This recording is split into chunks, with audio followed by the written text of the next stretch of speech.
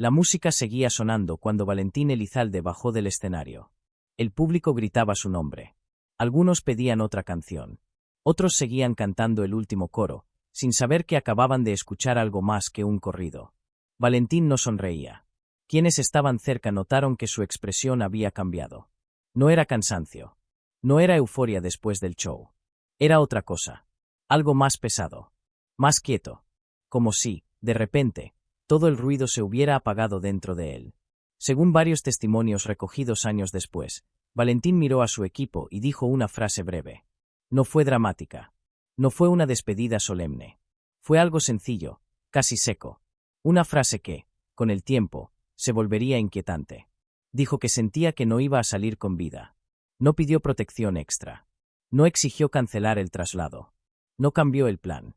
Simplemente lo dijo. Como quien ya ha tomado una decisión, o como quien ya entiende que la decisión se tomó hace rato.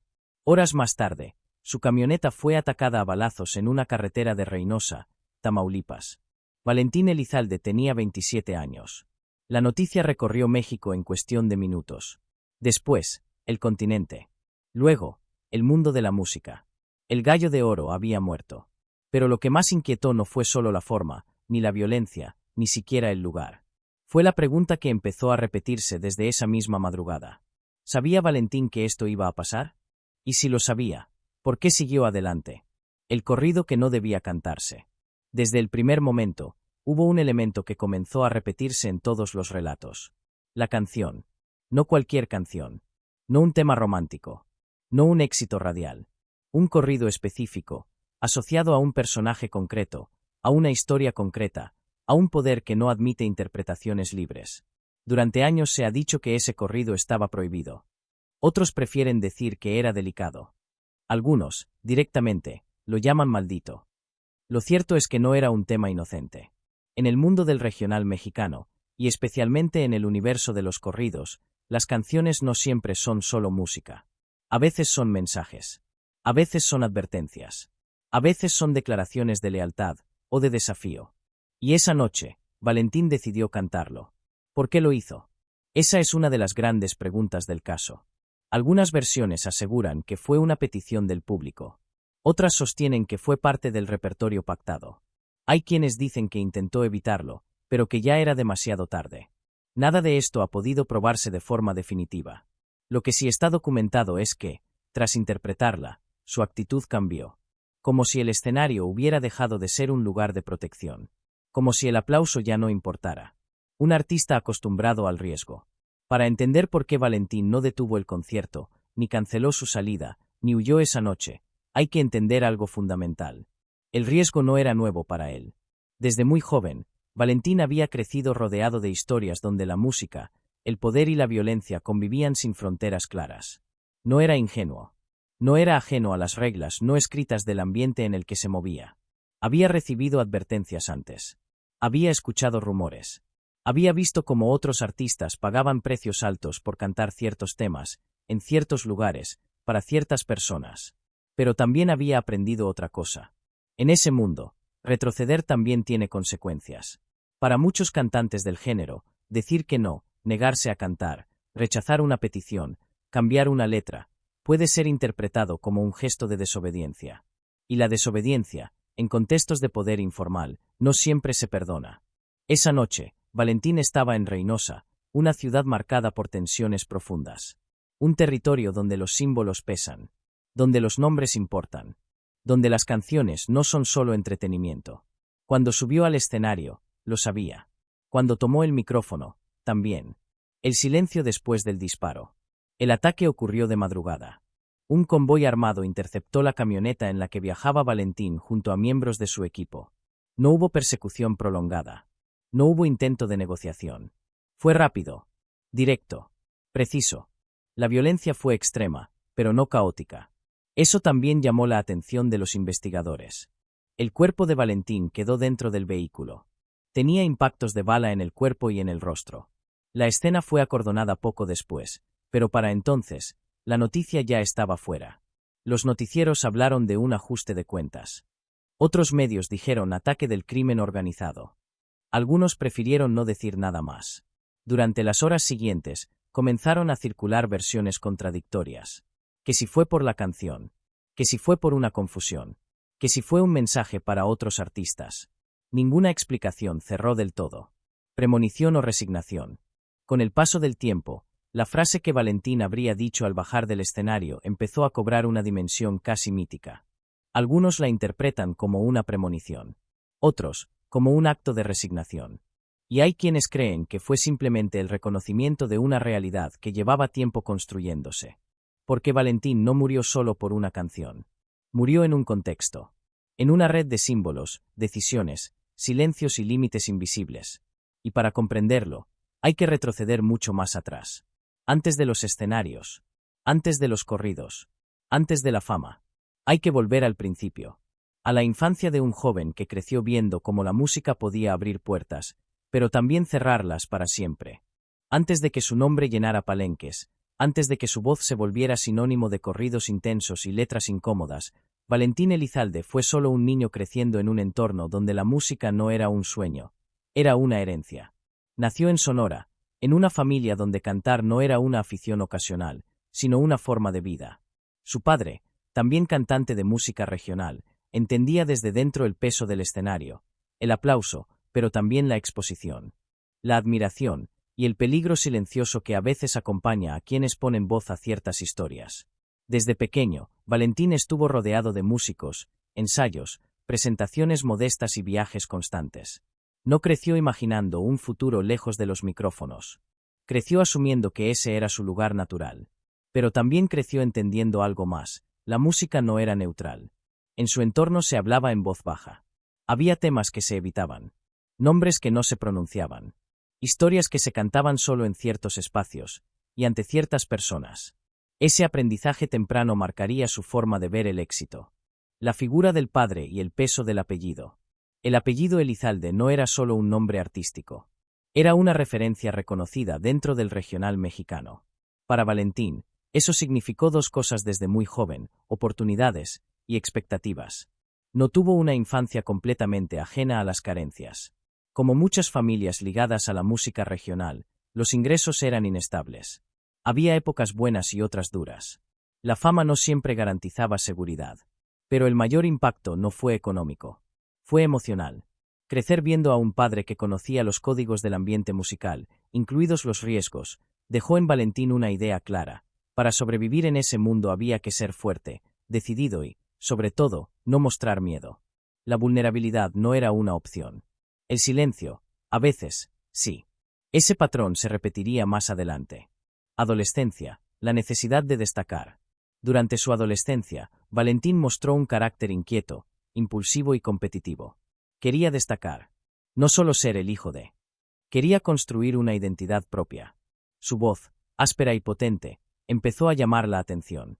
No era un cantante técnico en el sentido clásico, pero transmitía algo crudo, directo, casi desafiante. Eso conectaba con un público que buscaba autenticidad más que perfección. Pronto entendió que los corridos eran el camino más rápido hacia el reconocimiento. Pero también eran el terreno más peligroso. En ese género, cada letra podía interpretarse de múltiples formas. Cada verso podía ser leído como un elogio, o como una afrenta. Valentín lo sabía. Y aún así, avanzó. Los primeros escenarios y las primeras advertencias. Al inicio, los escenarios eran pequeños. Fiestas privadas. Palenques locales. Eventos donde el público pedía canciones específicas, a veces con insistencia. Ahí empezó a aprender una regla no escrita del ambiente. El artista no siempre decide qué canta. Negarse podía incomodar. Aceptar podía comprometer. En más de una ocasión, según relatos de personas cercanas, Valentín recibió comentarios ambiguos. No amenazas directas, pero sí advertencias veladas. Frases que no decían nada explícito, pero lo decían todo. Él las escuchaba. Y seguía adelante. Porque retroceder no encajaba con su carácter. Y porque, en su entorno, mostrarse firme era una forma de supervivencia. El ascenso, fama rápida, exposición total. El éxito llegó rápido. Demasiado rápido, según algunos. En pocos años, Valentín pasó de presentaciones locales a giras constantes, contratos importantes y una presencia mediática creciente. Su apodo, el Gallo de Oro, empezó a consolidarse. Representaba fuerza, orgullo, desafío. Una imagen que él mismo reforzaba. Con la fama llegaron más peticiones, más compromisos, más escenarios en zonas donde el contexto era complejo. Y también llegaron más rumores. Que si cantaba para unos, que si estaba vinculado a otros, que si su música favorecía ciertas narrativas. Nada de eso fue probado de forma concluyente. Pero en ese ambiente, la percepción importa tanto como la realidad. Valentín empezó a moverse en un terreno donde cada paso era observado. El conflicto interno, éxito versus prudencia. A pesar de su imagen pública, quienes lo conocían describen a Valentín como alguien consciente del peligro. No era ingenuo. No vivía en una burbuja. Había conversaciones privadas donde expresaba preocupación, donde reconocía que el entorno estaba cambiando, que ciertas cosas ya no eran como antes. Pero también estaba atrapado en una contradicción. Su carrera dependía de seguir siendo fiel a un estilo que lo había llevado al éxito. Cambiar de rumbo podía interpretarse como debilidad. Mantenerlo implicaba asumir riesgos crecientes. Esa tensión interna lo acompañó durante los últimos años de su vida. Un entorno cada vez más tenso. A mediados de la década de los 2000, el contexto en varias regiones de México se volvió especialmente complejo. La violencia aumentó. Los equilibrios informales se rompieron. Los mensajes se volvieron más explícitos. Para los cantantes de corridos, eso significó navegar un campo minado. Una letra podía ser suficiente para generar conflictos inesperados. Valentín siguió cantando. Siguió viajando. Siguió exponiéndose. Y cada decisión parecía acercarlo un poco más a un punto sin retorno. La construcción de un destino. Visto en retrospectiva, muchos se preguntan si su final fue inevitable. Si la suma de decisiones, contextos y silencios construyó un camino del que ya no podía salir. Pero en ese momento, Valentín seguía adelante como siempre. Con la misma voz firme. Con la misma presencia desafiante. Con la misma convicción de que detenerse no era una opción. Aún no sabía, o quizás sí, que una noche concreta, en una ciudad concreta, una canción concreta iba a concentrar todo ese recorrido en apenas unos minutos sobre un escenario. Y que, después de eso, ya no habría marcha atrás. Para cuando Valentín Elizalde alcanzó la cima de su popularidad, el mundo de los corridos ya no era solo un género musical. Era un territorio simbólico donde se cruzaban identidad, poder y control narrativo. Cantar corridos no significaba únicamente contar historias. Significaba tomar posición, incluso cuando el cantante no lo pretendía. En ese universo, las canciones funcionan como relatos públicos de hazañas, derrotas, lealtades y advertencias. No siempre están pensadas para el gran público. A veces, están dirigidas a oídos muy concretos. Valentín lo sabía. Y aún así, siguió adelante. El corrido como mensaje. Durante décadas, los corridos habían sido una forma de crónica popular. Relataban hechos reales, exagerados o reinterpretados, pero siempre ligados a un contexto social específico. Sin embargo, con el paso del tiempo, algunos corridos dejaron de ser simples relatos y pasaron a convertirse en señales. Señales de reconocimiento, de respeto o de desafío. En ciertos ambientes, que un cantante interpretara un corrido específico podía entenderse como un gesto de alineación, y no hacerlo, como una afrenta. Valentín navegaba en ese terreno ambiguo. Nunca se declaró portavoz de nadie. Nunca afirmó públicamente lealtades.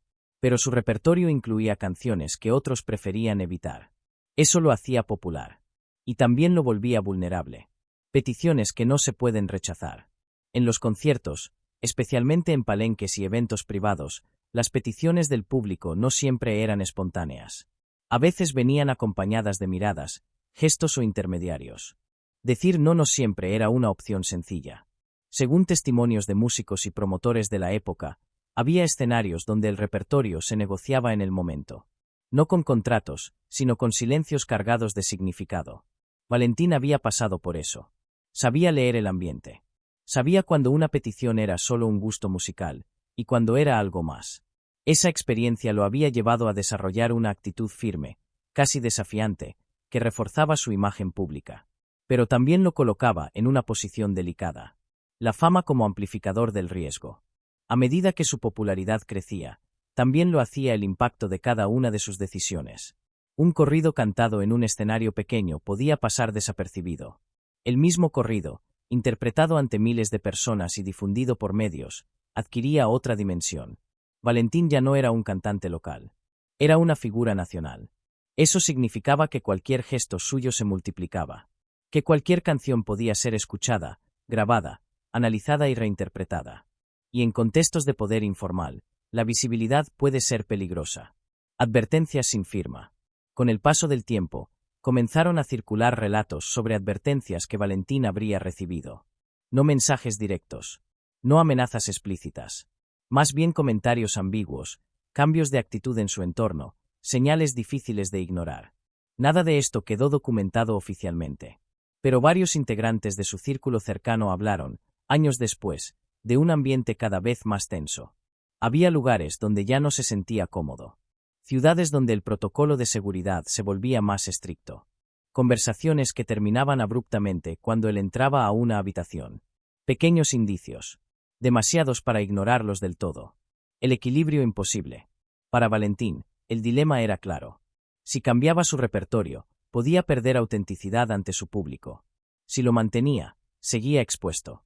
Ese equilibrio era cada vez más difícil de sostener. Algunos artistas optaron por alejarse de ciertos temas. Otros cambiaron de estilo. Valentín no lo hizo. O, al menos, no del todo. Su identidad artística estaba profundamente ligada a ese tono directo, crudo, sin filtros. Renunciar a eso habría significado reinventarse por completo. Y él no estaba dispuesto. Reynosa, un escenario cargado de significado. La ciudad donde ocurrió su último concierto no era un lugar cualquiera. Reynosa era, en ese momento, un punto especialmente sensible. Un territorio donde los símbolos importaban más que las palabras. Actuar allí implicaba entender que cada gesto sería observado. Que cada canción tendría un peso específico. Valentín llegó como siempre, profesional, confiado, consciente del contexto. No era la primera vez que se presentaba en una zona compleja. Pero esa noche, algo era distinto. Algunos testigos hablaron de un ambiente extraño. De miradas tensas. De una sensación de incomodidad que se percibía incluso antes de empezar el show. Nada concreto. Nada que pudiera justificar una cancelación. Pero suficiente para generar inquietud. La decisión final. Cuando llegó el momento de interpretar el corrido que después sería señalado como clave, Valentín tenía opciones. Podía cambiar el tema. Podía acortar el show. Podía esquivar la petición. No lo hizo. Cantó. Las razones exactas nunca quedaron claras. Tal vez fue presión. Tal vez fue costumbre. Tal vez fue una forma de reafirmar su identidad frente a un entorno que exigía señales de fortaleza. O tal vez, simplemente, pensó que no pasaría nada. Sea cual sea la explicación, esa decisión se convirtió en el eje alrededor del cual giraría toda la narrativa posterior. El silencio que siguió. Después del concierto, no hubo celebraciones. No hubo bromas. No hubo la habitual euforia post-show. Valentín se mostró serio. Reservado. Concentrado. Según relatos de personas de su equipo, estaba consciente de que algo no estaba bien. No sabía exactamente qué. Pero intuía que el equilibrio se había roto. Minutos después, subió a la camioneta. Lo que ocurrió en la carretera cerraría para siempre cualquier posibilidad de respuesta clara. En retrospectiva, muchos se preguntan si esa noche fue el resultado de una sola canción, o de años acumulando decisiones en un entorno donde los márgenes de error son mínimos. Lo cierto es que, a partir de ese momento, la historia de Valentín dejó de ser solo la de un cantante exitoso y pasó a ser un caso que todavía hoy genera preguntas. Y para entender qué ocurrió realmente, es necesario reconstruir con detalle las últimas horas. Hora por hora. Decisión por decisión. A medida que se analizan los últimos días de Valentín Elizalde, hay una sensación que se repite en casi todos los testimonios. El tiempo parecía comprimirse. Como si todo avanzara demasiado rápido, pero al mismo tiempo con una lentitud inquietante. No hubo una amenaza explícita registrada en las horas previas. No apareció un mensaje claro. No existió una advertencia directa que obligara a cancelar el evento. Y, sin embargo, algo estaba fuera de lugar. El contexto de los días anteriores.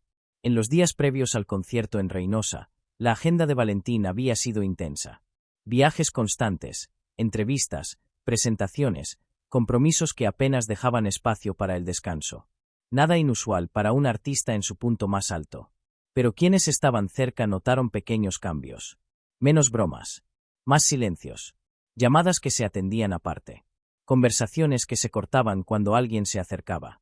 No eran señales escandalosas. Eran detalles. De esos que solo cobran sentido cuando todo ya ha ocurrido. La canción señalada. Con el paso de los años, una canción en particular empezó a ocupar el centro del relato.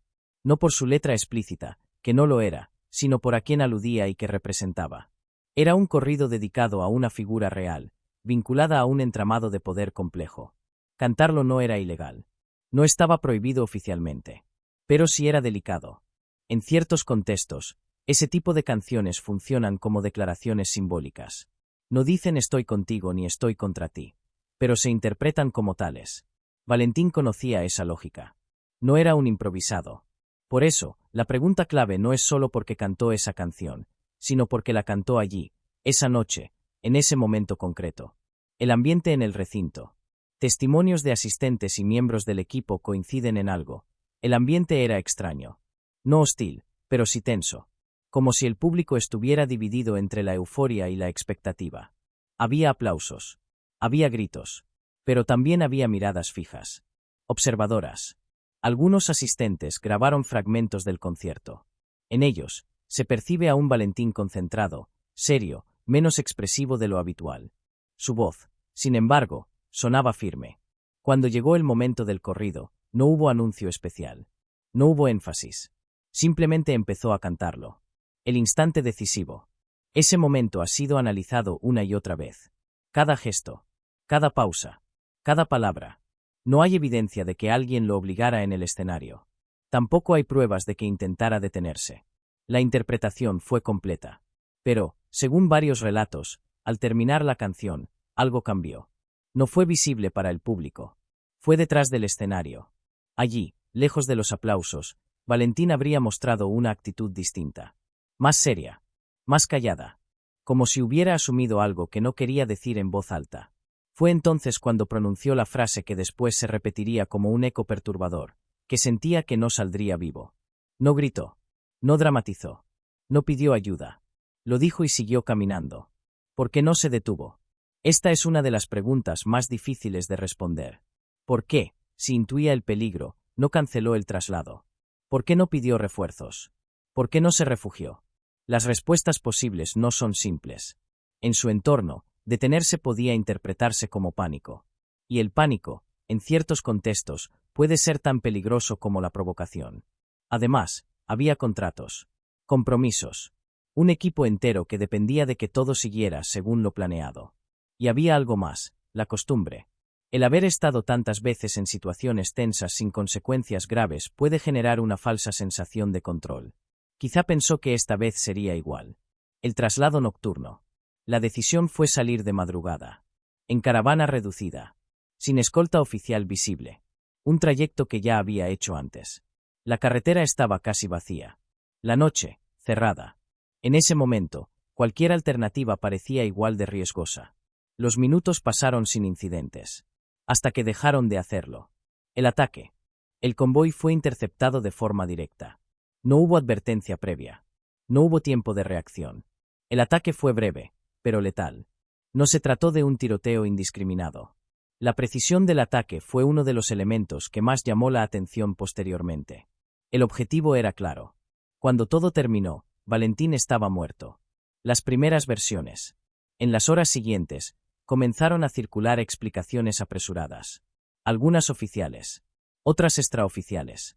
Se habló de una posible confusión. De un ataque dirigido a otra persona. De una represalia. Pero ninguna versión logró disipar la sensación de que había algo más. Demasiadas coincidencias. Demasiados silencios. El impacto inmediato. La noticia cayó como un golpe seco en el mundo de la música regional. Otros artistas cancelaron presentaciones. Algunos evitaron hablar del tema. Otros enviaron mensajes ambiguos. El miedo se hizo palpable. No solo había muerto un cantante popular. Había muerto alguien que representaba una forma de cantar, de estar en el escenario, de asumir riesgos. Y la pregunta empezó a flotar con más fuerza que nunca. ¿Fue una advertencia para todos? Para responderla, era necesario ir más allá del hecho puntual. Analizar las investigaciones oficiales, las contradicciones, las teorías que surgieron después y, sobre todo, lo que nunca se aclaró. Porque la muerte de Valentín Elizalde no cerró una historia. Abrió muchas más. En las horas posteriores al asesinato de Valentín Elizalde, la urgencia por ofrecer una explicación fue inmediata. No solo por la magnitud del crimen, sino por el impacto social que generó. Un artista popular, asesinado a tiros tras un concierto, en una de las regiones más tensas del país, no podía quedar sin relato oficial. Y así, el relato llegó. Rápido. Demasiado rápido para algunos. La versión inicial. Las autoridades hablaron, en un primer momento, de un ataque directo. Un crimen planeado. Sin embargo, los detalles fueron escasos. No se identificaron responsables de inmediato. No hubo detenciones rápidas. No se presentó una línea de investigación sólida ante la opinión pública. Poco después, empezó a circular una hipótesis alternativa. Una posible confusión. Según esa versión, el ataque no habría estado dirigido originalmente contra Valentín, sino contra otra persona que viajaba en el convoy o contra alguien con un vehículo similar. La idea era simple. Él habría estado en el lugar equivocado, en el momento equivocado. Pero esa explicación no convenció a todos. Las inconsistencias. Con el paso de los días, comenzaron a señalarse contradicciones. La precisión del ataque. El número de disparos. La forma en que se interceptó el vehículo. Para muchos analistas, aquello no encajaba con un error de identidad. El operativo parecía demasiado específico. Demasiado enfocado. Además, si se trataba de una confusión, ¿por qué no hubo una rectificación posterior? ¿Por qué no apareció una reivindicación clara del error? Las preguntas se acumulaban. El papel de la canción, otra vez. Mientras la investigación avanzaba lentamente, el foco mediático regresó una y otra vez al mismo punto, la canción cantada esa noche. Algunos medios comenzaron a sugerir una relación directa.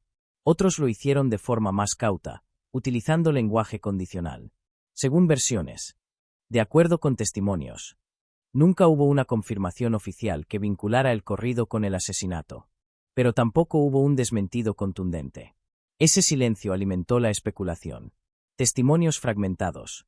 Miembros del equipo de Valentín ofrecieron declaraciones en distintos momentos, muchas veces contradictorias entre sí.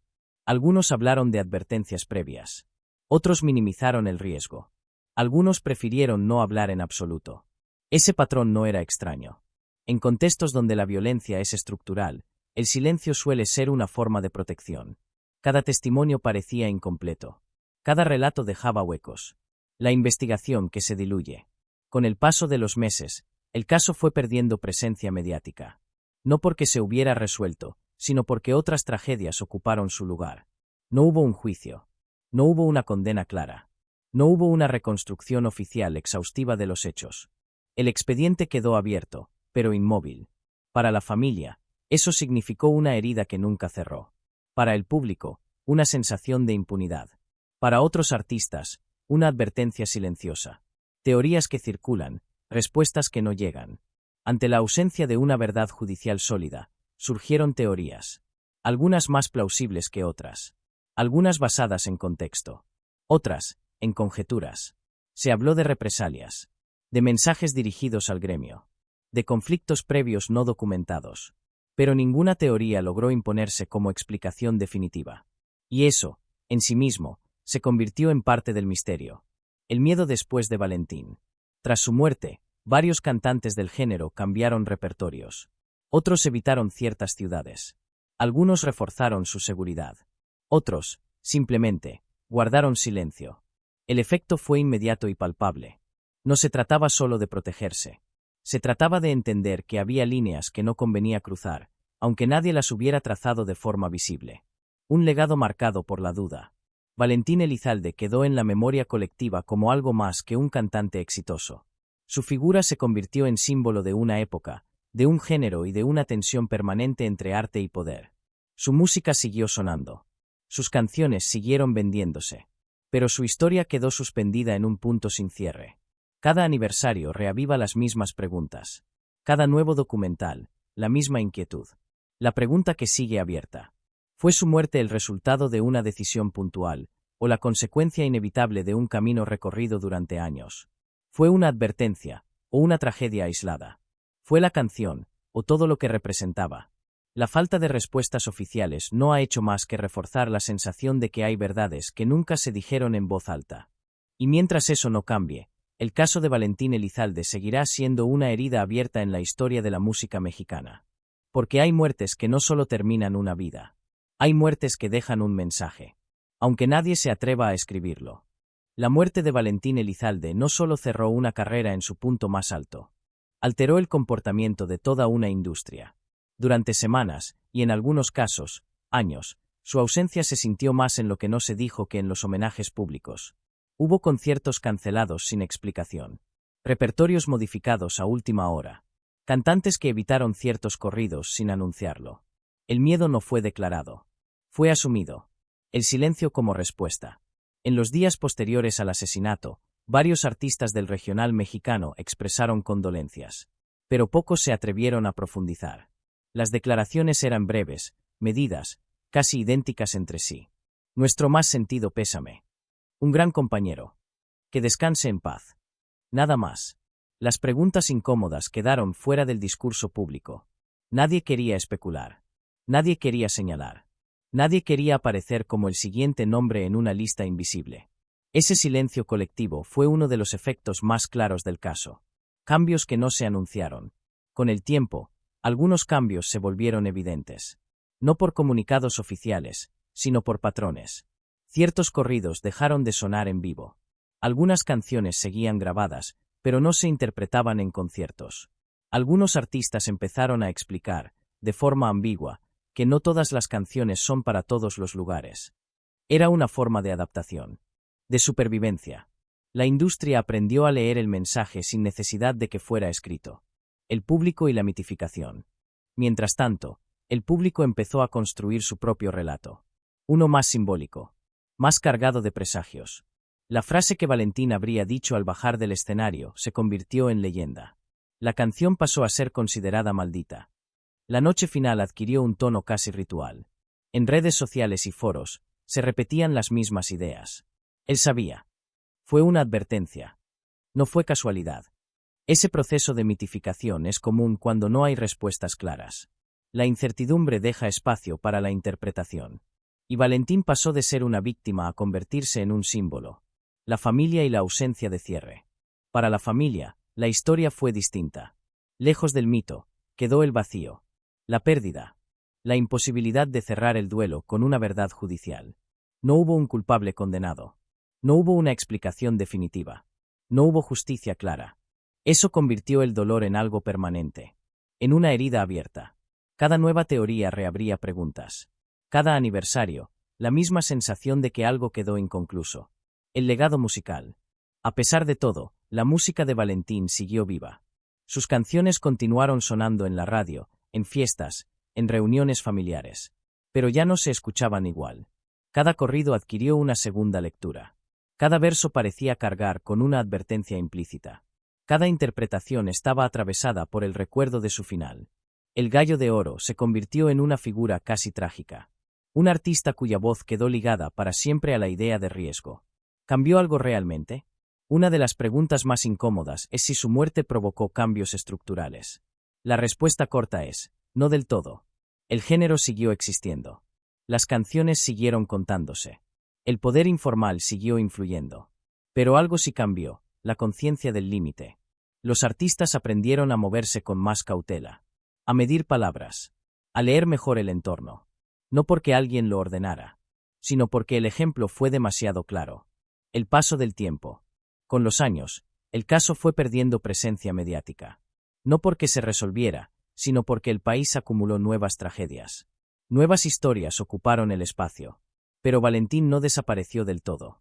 Su nombre sigue apareciendo cada vez que se habla de corridos y peligro. Cada vez que un artista es amenazado. Cada vez que una canción genera polémica. Su historia se convirtió en referencia obligada. Entre la fatalidad y la elección. Una de las discusiones más recurrentes es si Valentín tuvo opción real de evitar su destino. Si pudo haber cambiado algo. Si bastaba con no cantar esa canción.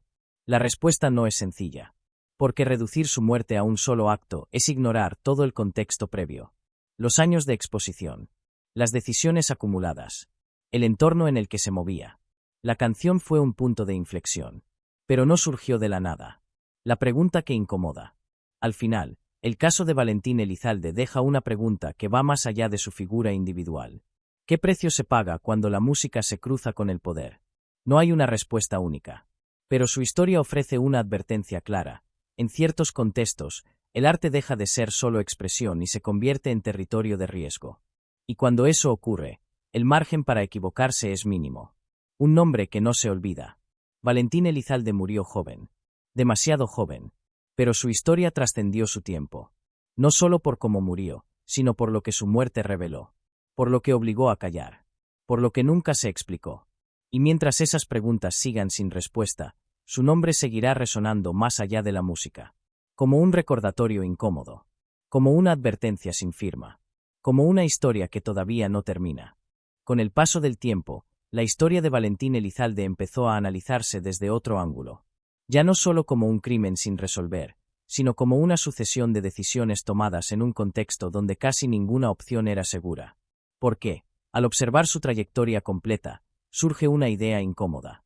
Quizás no hubo una sola noche fatal, sino un proceso largo que condujo inevitablemente a ella. El camino que se estrecha. Durante sus últimos meses, Valentín se movía en un margen cada vez más reducido. La fama lo había elevado, pero también lo había encasillado. Su público esperaba de él una imagen concreta. Los promotores, un repertorio específico. El entorno, coherencia. Cambiar de rumbo habría significado romper con todo eso. Y romper, en ese contexto, no era solo una decisión artística. Podía interpretarse como un gesto político, como una toma de postura.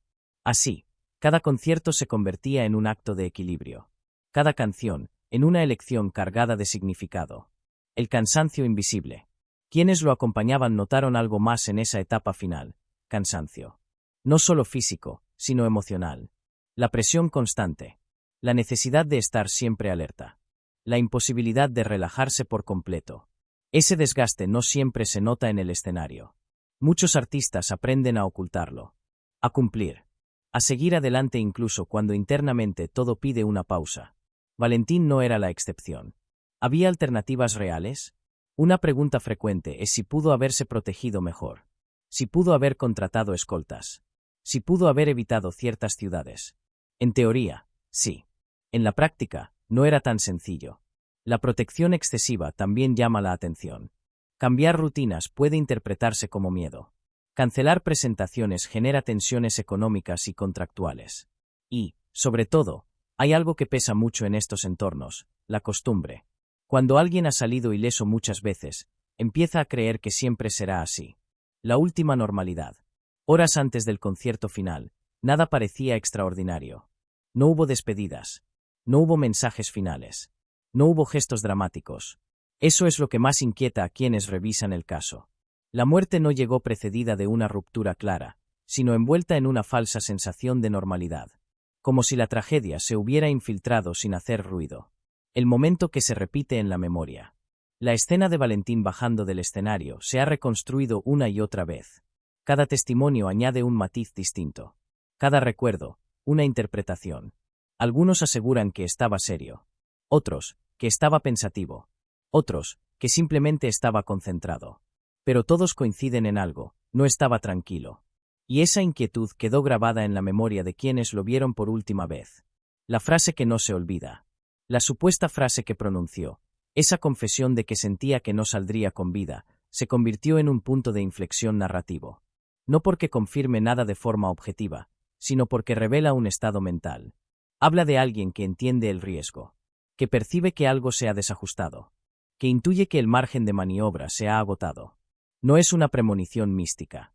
Es la lectura lúcida de un contexto peligroso. La noche como desenlace. Cuando la camioneta avanzó por la carretera, ya no había decisiones posibles. Todo lo importante se había decidido antes. El ataque fue la consecuencia final de una cadena larga, no el inicio. Y por eso, centrar toda la explicación en esa noche resulta insuficiente. La tragedia se estaba gestando desde mucho antes. El peso del símbolo. Con el tiempo, Valentín pasó a representar algo más grande que su propia historia. Se convirtió en símbolo de una frontera difusa entre arte y poder. Un recordatorio de que, en ciertos contextos, la música deja de ser solo música. Y cuando eso ocurre, el escenario deja de ser un lugar seguro. La imposibilidad de cerrar. Años después, el caso sigue sin resolverse de forma definitiva. No hay una verdad oficial que cierre el relato. No hay justicia clara. Eso ha convertido su historia en una pregunta abierta, no solo para su familia, sino para toda una industria. Una pregunta que incomoda. Una pregunta que persiste. Lo que queda. Al final, quedan las canciones. Queda la voz. Queda el recuerdo de un artista que llegó lejos, demasiado rápido, en un entorno donde la velocidad también puede ser una amenaza. Y queda una lección difícil de asumir. Cuando el éxito y el riesgo avanzan juntos, separarlos puede ser imposible. Una historia que no termina. La muerte de Valentín Elizalde no ofrece un cierre limpio. No hay moraleja clara. No hay culpables señalados con certeza. Solo hay una historia marcada por decisiones, silencios y un contexto que no perdona errores. Y mientras ese contexto siga existiendo, su historia seguirá resonando como algo más que una tragedia personal. Será un eco. Una advertencia. Una pregunta sin respuesta. Con el paso de los años, la figura de Valentín Elizalde se fue asentando en un lugar peculiar de la memoria colectiva. Ya no solo como un cantante exitoso ni únicamente como una víctima de la violencia, sino como algo más complejo, un símbolo de hasta dónde puede llegar una vida cuando la fama y el peligro avanzan juntas. Su nombre dejó de pertenecer solo a la música. Pasó a formar parte de una narrativa más amplia. Una que involucra poder, silencios y límites invisibles. La permanencia del mito. A diferencia de otros casos trágicos, la historia de Valentín no se diluyó con el tiempo. No quedó archivada como una noticia vieja. Al contrario, cada cierto periodo vuelve a emerger. En aniversarios. En nuevas generaciones que descubren su música. En debates sobre los corridos y sus consecuencias. Eso ocurre porque su historia nunca tuvo un cierre claro. Y cuando no hay cierre, el relato sigue abierto. La canción como símbolo, no como causa única. Con los años, la llamada canción maldita se convirtió en un elemento central del mito. Para muchos, representa el punto exacto donde todo se rompe. Pero reducir la muerte de Valentín a una sola canción es simplificar demasiado. La canción no fue una causa aislada. Fue un símbolo. Un punto de condensación de tensiones acumuladas durante años. Antes de ese escenario hubo advertencias. Hubo decisiones difíciles. Hubo un entorno que exigía señales constantes de firmeza. La canción fue el momento visible. El conflicto venía de antes. La responsabilidad del contexto. Uno de los aspectos más incómodos de este caso es reconocer que Valentín no actuaba en el vacío. Su historia es inseparable del contexto en el que se movía. Un contexto donde la música puede convertirse en mensaje. Donde el éxito expone. Donde el silencio protege. No se trata de culpar a la víctima ni de justificar la violencia. Se trata de entender que, en ciertos entornos, las reglas no se anuncian, pero se cumplen. Y romperlas, intencionalmente o no, tiene consecuencias. ¿Qué quedó sin decir? Años después, siguen existiendo huecos. Testimonios que nunca se dieron. Detalles que no se aclararon. Versiones que no se investigaron a fondo. No necesariamente porque alguien lo ocultara de forma deliberada, sino porque hablar tenía, y tiene, un costo. Ese es uno de los legados más inquietantes del caso, la normalización del silencio. Valentín más allá de la tragedia. Es importante recordar a Valentín Elizalde más allá de su final. Como artista, dejó una huella clara en el regional mexicano. Su estilo, su voz y su presencia influyeron en toda una generación. No fue un personaje plano ni un mártir construido a posteriori. Fue un joven con ambición, talento y contradicciones. Su historia no es una fábula moral. Es una historia humana, atravesada por decisiones complejas. La pregunta que sigue abierta. Al final, todo regresa a la misma pregunta. Una que no tiene respuesta definitiva. Valentín murió por cantar una canción. O por todo lo que esa canción representaba. Tal vez la respuesta esté en algún punto intermedio. Tal vez nunca llegue. Lo cierto es que su muerte no fue un accidente aislado ni un acto sin contexto. Fue el desenlace de una relación peligrosa entre arte y poder. El eco que permanece. Cada vez que su música suena, ese eco vuelve. No como amenaza, sino como recordatorio. De que el éxito tiene un precio. De que la fama expone. De que no todos los escenarios son seguros. Y de que hay historias que, aunque se canten, no siempre pueden contarse completas. Cierre final. Valentín Elizalde salió de aquel concierto sabiendo que algo había cambiado. Tal vez no sabía exactamente qué iba a pasar. Pero entendía que el margen se había agotado. Hoy, años después, su historia sigue obligándonos a mirar más allá de la música. a preguntarnos qué ocurre cuando una voz se vuelve demasiado poderosa en un entorno que no tolera ambigüedades. Y mientras esa pregunta siga sin respuesta, el Gallo de Oro no descansará del todo en la memoria colectiva. Porque hay canciones que terminan cuando se apaga la música. Y hay otras, que siguen sonando mucho después del último disparo.